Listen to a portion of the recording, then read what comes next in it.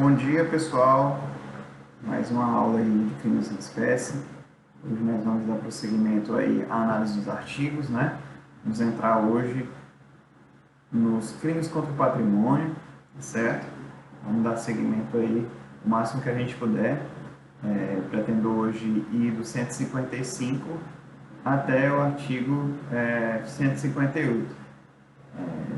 Na verdade, entrar no 159, que é a extorsão mediante sequestro. Então, seria do 155 até o 159. Ah, professor, por que que são só 5 artigos, né, que a gente vai analisar hoje? Porque, enfim, trata-se de crimes, né, que são de extrema relevância no estudo de direito penal, né?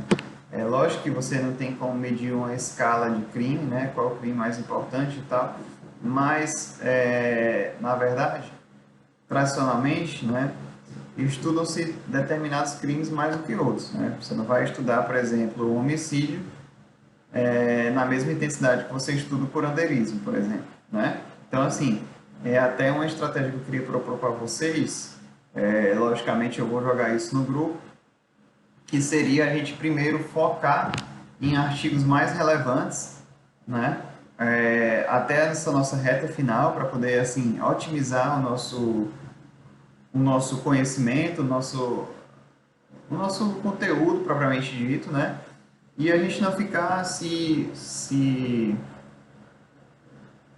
fincando a artigos mais assim mais rasos, né? E perdendo tempo com isso. Então, assim, hoje não dá para poder a gente deixar de analisar todos esses artigos, mas a partir da próxima aula e das próximas aulas, né, eu gostaria de ter essa estratégia, sabe? Porque, como eu disse, realmente vocês têm duas cadeiras de crimes em espécie, né? Vocês têm essa crimes em espécie 1, vamos dizer assim, e tem crimes em espécie 2. Essa crimes em espécie 1 iria até o artigo 234, né? Contudo, por conta de N problemas que a gente viveu esse semestre, né? Questões de feriados, questões de acontecimentos extraordinários, enfim, e a própria pandemia, que foi o acontecimento mais extraordinário ainda, que deixou a gente praticamente sem 3 semanas de aula, por mais que a gente se esforce, não tem como a gente honrar com o conteúdo assim na mesma intensidade. Logicamente, quando mudam-se as perspectivas, né, de convivência, né, muda-se logicamente tudo, né, e logicamente a questão do ensino também vai ser afetado, já foi afetado, né? O ritmo é outro, demanda uma preparação, uma adaptação, e todo uma questão de você se adaptar mesmo a essa nova realidade, né? Então vamos lá, gente. Dos crimes contra o patrimônio. Primeiro, tradicionalmente, como a gente sempre faz, vamos definir o que é o patrimônio. Na verdade, aqui, a gente vai estudar os crimes em que o patrimônio é o bem jurídico afetado, né? Principalmente o patrimônio. Existem alguns delitos que a gente vai ver, que a gente vai estudar hoje, que são delitos pluriofensivos. O que isso significa? São delitos em que se atinge, mediante a ação criminosa, mais de um bem jurídico. Mas, dentre todos os tipos que a gente vai estudar hoje, existe um bem jurídico que particularmente é atingido em todas essas relações, de forma comum, que é o patrimônio. Bem, patrimônio. Quando você lembra de patrimônio, é o tipo da definição que todo mundo sabe o que é, né? Mas pouca gente sabe definir em palavras. Ah, eu sei o que é patrimônio, mas eu não sei definir em palavras, né? E então, como a gente está no âmbito de uma ciência, né, do direito, e particularmente do direito penal, vamos definir em que consiste o patrimônio para fins do direito penal, certo? Então, o patrimônio ele representa a universalidade de bens e direitos sobre esses bens, né, de uma pessoa, conquistados e mantidos durante o curso da vida, né, ou seja, conquistados por meio de trabalho, por meio de luta, de trabalho, enfim, e mantidos durante todo o curso da vida, né? Ou frutos de herança, ou seja, você pode conseguir patrimônio, acumular patrimônio, quer seja pelo o fruto do seu trabalho, do seu esforço, quer seja por fruto do esforço de pessoas que vieram antes de você, né? É aquela velha história da pessoa que já plantou uma semente lá atrás e você vai se deitar numa sombra, né? Por conta dessa pessoa lá atrás, seja o seu avô, o seu pai, que plantou aquela semente lá. E você vai colher os benefícios daquele plantio, que é justamente a herança, certo, gente? Então, é a universalidade, ou seja, é o todo. É todo esse conjunto de bens e direitos sobre esses bens. Quais são esses direitos? Posse, propriedade, enfim, qualquer outro direito que você tenha sobre o bem e mantido durante todo o curso da vida ou frutos de herança, certo? Então, isso é o patrimônio, certo? Qual é a divisão do título dos crimes contra o patrimônio em capítulos, como a gente sempre faz? Bom, esse título, né, ele é dividido em 8 seções, né? Vamos lá. Você tem o capítulo 1, que é do furto, né, que a gente vai estudar o furto. Capítulo 2, do roubo e da extensão. Capítulo 3, da usurpação. 4, dano. 5, apropriação indébita. 6, do estelionato e outras fraudes. 7, da receptação. E o 8 são disposições gerais acerca dos crimes contra o patrimônio. Dá para a gente perceber aí que, salvo o capítulo de usurpação, né, que trata da usurpação, todos eles são muito importantes, né? São delitos que tradicionalmente são muito estudados. Os crimes contra o patrimônio são delitos nos quais a doutrina direciona muita atenção e muita energia no estudo, né? Não só a doutrina, mas a jurisprudência também, porque são delitos que são comumente cometidos, né? E se eles são comumente cometidos, eles são comumente levados à análise da justiça. E sendo assim, a atividade jurisprudencial é muito intensa, né? E, paralelamente, no exercício da militância da advocacia, né? Ou no exercício do Ministério Público, existe também a busca na doutrina também, né? Que acaba que você demanda da doutrina, dos doutrinadores, uma atividade maior acerca do desenvolvimento de tese, etc. Então, existe uma atividade, uma atmosfera de muita produção nessa área dos crimes contra o patrimônio, certo? Daí porque eles são muito estudados, né? Salvo aí a usurpação que convenhamos, né? Não é um delito dos mais estudados e que eu já proponho de antemão que a gente passe por ele e vá, à medida que a gente vá seguindo, direto para a apropriação indébita, certo? Beleza? Vamos lá. O primeiro deles, do furto, né? Vamos estudar o primeiro capítulo do furto. Bom, artigo 155, subtrair para si ou para outrem coisa alheia ao móvel. Você já vê aqui que é subtrair, retirar, tirar da posse de alguém para si, ou seja, para mim, ou para outrem, ou para terceiros. Coisa alheia, móvel. Coisa é um bem. Alheia é que não é minha. Móvel é uma coisa que eu posso mover de um lugar para o outro. A diferença de bem móvel para bem imóvel, para fins de direito penal, é justamente essa possibilidade de movimentação, né? Você tem uma caneta, você movimenta ela de um lugar para o outro. Você tem um carro, você pode movimentar. Agora, você tem um apartamento, não é um bem móvel, é um bem imóvel, na verdade. Você não pode movimentá-la de um lado para o outro, né? Salvo se for aquelas casas estilo americanas, né, que não tem nem aqui muito no Brasil, que você põe em cima de um carro e você vai embora. Aquilo ali, sim, seria um bem, talvez um bem imóvel, né, se você fosse pensar. Parágrafo 1º, gente. A pena aumenta de 1/3 se o crime é praticado durante o repouso noturno. Lembrando aqui que aqui trata-se de uma causa de aumento de pena, não se trata de uma qualificadora, certo, gente? Então, a pena aumenta de 1/3 se o crime é praticado durante o repouso noturno. É uma causa de aumento de pena, é uma majorante. Parágrafo 2º. Se o criminoso é primário, né, e é de pequeno valor a coisa furtada, o juiz pode substituir a pena de reclusão pela de detenção, diminuída de 1/2 ou aplicar somente a pena de multa.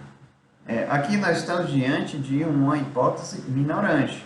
Por quê? A circunstância aqui é da primariedade, né, aliada à situação do valor da coisa furtada, né, e diante dessas circunstâncias, né, que você tem, primeiro, sobre o sujeito, uma pessoa que não é acostumada, né, nessa prática de delitos, não, senão é a primeira vez que a pessoa cai, e o valor, ou seja, a agressão ao bem jurídico, ela é menor teoricamente, certo? Porque a gente vai ver, de acordo com a jurisprudência dos tribunais superiores, independentemente do valor financeiro daquela coisa, se ela tiver para a vítima comprovadamente um valor sentimental elevado, talvez essa circunstância fosse afastada, né? Mas isso vai da análise do caso a caso, né? Parágrafo 3º. Equipara-se a coisa móvel à energia elétrica ou qualquer outro que tenha valor econômico, certo? Chama-se o furto equiparado.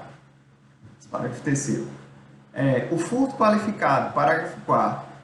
A pena de reclusão de 2 a 8 anos e multa se o crime é cometido, né, com destruição ou rompimento de obstáculo à subtração da coisa, com abuso de confiança ou mediante fraude, escalada ou destreza, no emprego de chave falsa, a chamada chave mincha, né, mediante concurso de mais de 2 ou mais pessoas. Então a gente viu aqui que as circunstâncias envolvem o modo de execução, que é, de certa forma, mais ousado por parte do sujeito, né? Por exemplo, destruição, rompimento de obstáculo, o abuso da confiança, ou seja, o cara usa um ardil ali, abusa da confiança, que é uma coisa que é conquistada, ou mediante uma fraude, escalada, destreza.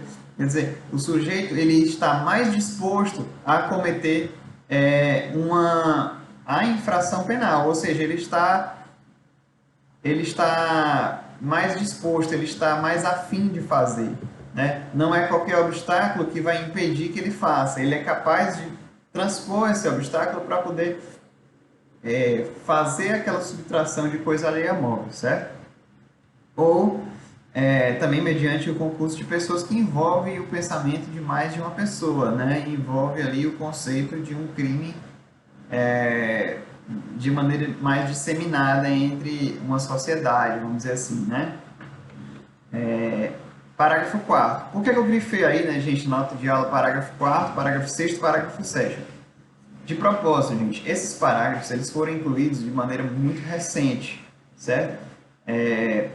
Inclusive, o parágrafo 7º, né, ele foi incluído, aliás, não é o parágrafo 7º, é em outro delito, mas são parágrafos, aí são disposições que elas foram incluídas de forma muito recente no nosso Código Penal, tá certo?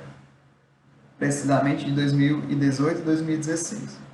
A pena, no parágrafo 4, é de reclusão de 4 a 10 anos e multa se houver emprego de explosivo ou de artefato análogo que cause perigo comum, né? Então, beira aí, no caso, ao uso de uma violência, né? Não necessariamente mediante uma violência contra a vítima, né? Diretamente, mas o modo de execução envolve o uso de um artefato muito violento, né? E assim, como o furto ele pressupõe, o furto simples pelo menos, ele pressupõe uma atividade mais discreta por parte do autor. Estou dizendo discreta quando você tem uma comparação em relação ao delito irmão do furto, que é o quê? Que é o roubo, né? O furto é mais discreto do que o roubo, mas a partir do momento que o cara começa a transpor certas barreiras, né, que impediriam, em tese, a execução dele, esse delito, à medida que ele vai transpondo essas barreiras, ele vai ficando cada vez mais grave. Então aqui você tem um sujeito que se utiliza, por exemplo, de um emprego de explosivo, ou de um artefato análogo, ou seja, um artefato parecido, né, que causa um perigo comum. Né? Então veja até onde o cara pode ir. Ele pode se submeter ao uso de um artefato, de um elemento que possa causar inclusive um perigo comum, não só em relação àquela vítima que ele está com o objetivo de furtar, certo? Parágrafo 5º. A pena de reclusão de 3 a 8 anos se a subtração for de veículo automotor que venha a ser transportado para outro estado ou para o exterior. Isso aqui, gente, foi incluído em 96, porque houve nessa época uma onda, né, de furtos de cargas e veículos, né? Inclusive, muitas delegacias especializadas em roubo de cargas de veículos, nessa época, né, em 1996, no final dos anos 90, elas foram criadas, essas delegacias especializadas, por conta da inclusão desse dispositivo que justamente refletiam uma atividade criminosa muito intensa nesse sentido, na época, certo? Então, daí porque foi incluído isso aí. Parágrafo 6º. A pena de reclusão de 2 a 5 anos se a subtração for de semovente domesticável de produção, ainda que abatida dividida em partes no local de produção. Semovente, pessoal, na verdade, é a forma com que o Código Civil ele tradicionalmente caracteriza os animais. Você tem os bens móveis e você tem os bens imóveis. No meio você tem os semoventes, seriam os animais que ajudariam, por exemplo, semoventes de produção, por exemplo, seria uma vaca, seria uma ovelha que daria leite, que daria lã, ou uma vaca que daria leite, carne ou lã, um porco, enfim, ainda que abatida dividida em partes no local da subtração, certo? Então, para a pessoa que vive no campo, por exemplo, ou que dependa dos animais de forma econômica, por exemplo, eu vivo da produção de leite no interior, eu tenho 6 vacas, então se a pessoa subtrai uma vaca minha, ele está subtraindo um instrumento de trabalho meu, né? Então, uma forma do meu sustento, né? Um meio pelo qual eu me sustento. Então, daí porque o legislador incluiu essa espécie de furto qualificado, certo? E parágrafo 7º, a pena de reclusão de 4 a 10 anos se a subtração for de substâncias explosivas ou de acessórios que conjunta ou isoladamente possibilitem sua fabricação, montagem ou emprego. O furto explosivo, o que vai tornar ele mais perigoso ainda é o que você pode fazer com o explosivo. Se você vai passar para frente, se você vai utilizar em outra ação criminosa. O legislador se preocupa aqui no parágrafo 7º com as consequências desse primeiro furto aí, dessa primeira ação, né? Mais do que a própria ação de furtar, certo? Então vamos analisar o artigo doutrinariamente, certo?